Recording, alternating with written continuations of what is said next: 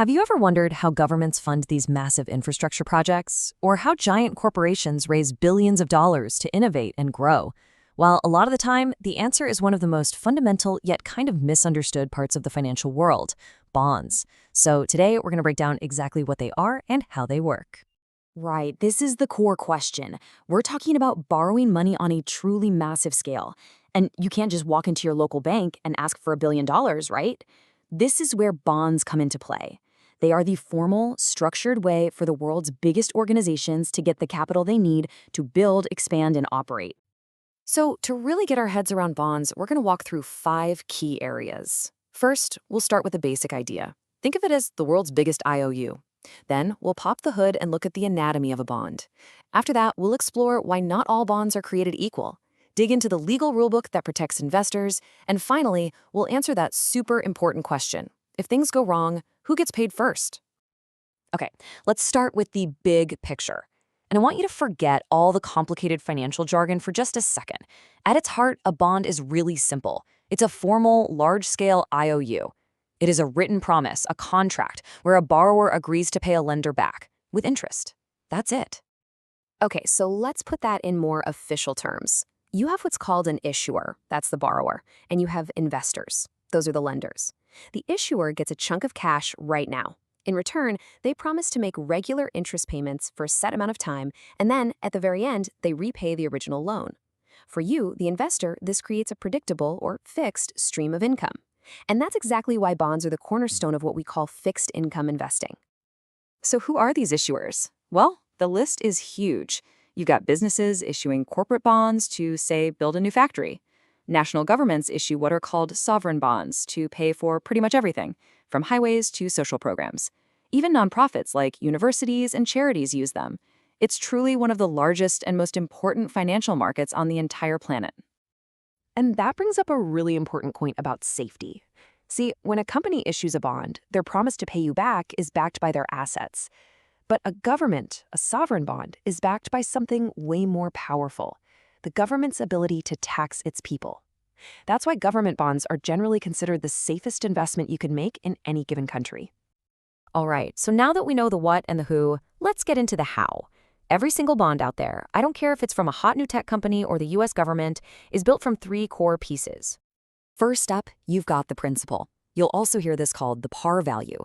Just think of this as the face value of that IOU. It's the original amount of money that the issuer borrowed, and it's the exact amount they have to pay back when the loan is due. And to make this a little more concrete, a very, very common par value for a single bond is $1,000. So when you hear someone in finance say they bought a bond, they often mean they've loaned out money in $1,000 chunks. The second piece of the puzzle is the coupon rate. This is the good part. It's simply the interest you get paid for lending out your money. It's always expressed as a fixed annual percentage of that par value, and the issuer pays it to you for as long as you hold the bond. Now, the math here is super straightforward. You just multiply the par value by the coupon rate. So, a $1,000 bond with a 6% coupon, that's going to pay you $60 in interest every year. And to give investors a more regular income stream, this is usually paid out in smaller chunks, like $30 every 6 months. And the final component is the maturity date. Think of this as the finish line. It's the specific date when the loan term is officially over. On this day, the issuer pays back that original $1,000 principal to the investor, and that big IOU is finally settled. Now, here's where it gets interesting. While those 3 components, principal, coupon, maturity, are universal, issuers can kind of mix and match them to create different types of bonds for different needs. So not all IOUs are written the same way. This table shows 3 of the most common flavors. First, you have the fixed coupon bond. That's the classic we've been talking about: predictable, regular payments. Then you have something called a floating rate note. This one's different. Its interest payment actually changes over time, resetting based on some market rate plus a little extra margin. And finally, you've got zero coupon bonds. These are kind of weird. They pay no annual interest at all. Instead, your entire profit comes from buying the bond at a deep discount. Say you pay $800 for it today, and then you get the full $1,000 par value back at maturity. That $200 difference? That's your entire return, all in one go. So why all this variety? Well, it all comes down to strategy. For instance, if you think interest rates are about to go up, you might want a floating rate note so that your payments go up too. On the other hand, if you're retired and you just need that predictable income to live on, a classic fixed coupon bond is probably your best bet. Each type is a different tool for a different job. Okay, every loan needs a contract, right? And these massive multi-million or even billion-dollar bond deals are no different. So that brings us to the legal framework, the official rule book for the bond. This master rule book has a name. It's called the indenture. This is the definitive legal contract that spells out every single detail. It's got the par value, the coupon, the maturity date, and really importantly, a set of binding promises called covenants. Now, covenants are just promises, and they come in two main flavors. You've got affirmative covenants, which are the do's, things the issuer must do, like make its payments on time, and then you have negative covenants, which are the don'ts. These restrict the issuer from doing things that might put your loan in danger, like selling off critical assets or taking on a mountain of new debt. And this is why covenants are so important. They are not just boring legal fine print. For you, the investor, they are your safety net. They are specifically designed to stop the borrower from doing something reckless that could jeopardize their ability to pay you back. But what happens if things do go wrong? What if, despite all the rules, the issuer just can't pay? Well, this brings us to our final and maybe most critical section, the repayment pecking order. This risk has an official name. It's called credit risk, and it's the single biggest fear for any lender. It's the chance that the borrower simply fails to pay you back what they owe you. It is the fundamental risk that every single bondholder has to think about.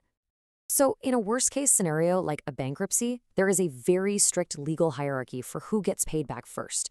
At the very front of the line, you have the holders of senior secured debt. These are loans that are backed by specific collateral, like a building or a fleet of trucks. Next in line are the holders of senior unsecured debt, which are only backed by the company's general promise to pay. And way at the back of the line, that's where you find the holders of junior or what's called subordinated debt. And this really brings us to the most important trade-off in all of lending. Your bond seniority, its place in that line, determines your risk. And to convince an investor to take on more risk by standing at the back of the line with that junior debt, the issuer has to offer a much higher coupon rate as a reward. In the world of bonds, seniority, risk, and return are always tied together. And there you have it. That's our deep dive into the world of bonds. We've gone from a simple IOU to a pretty complex system of rules, structures, and risk. Understanding these pieces, the coupon, the covenants, the seniority, it totally changes how you see debt. It's no longer just a loan, it's a precisely engineered financial instrument. So the question I want to leave you with is, now that you know the rules of the game, how does it change the way you think about both lending and borrowing?